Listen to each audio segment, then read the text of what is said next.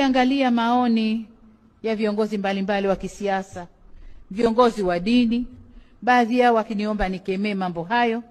Maoni ya wazee mashuhuri, mmemsikia mzee wetu mzee Butiku naye kasema. Wawakilishi wa mataifa ya nje hapa nchini nao wametoa tamko. Jumuiya za kiraia na wananchi kwa ujumla na wenyewe wamesema walioyasema.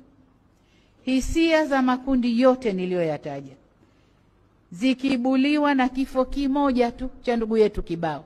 Uhai sio wa jumla. Yaani Mtanzania mmoja ana thamani ile ile ya Watanzania milioni 60.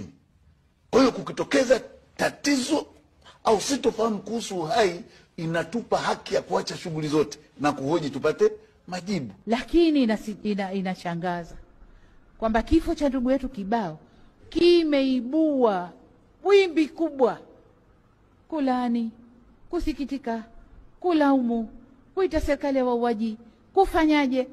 Hii sio sawa.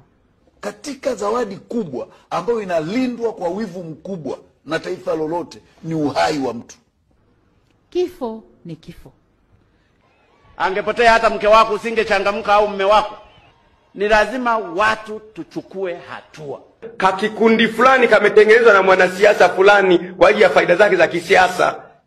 Wakigusa wanaambia shh, si atafukuzwa kazi.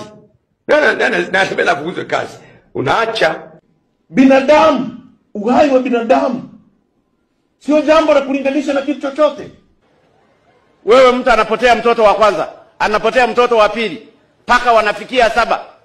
Wewe RPC, mbona watoto wako hawajapokea?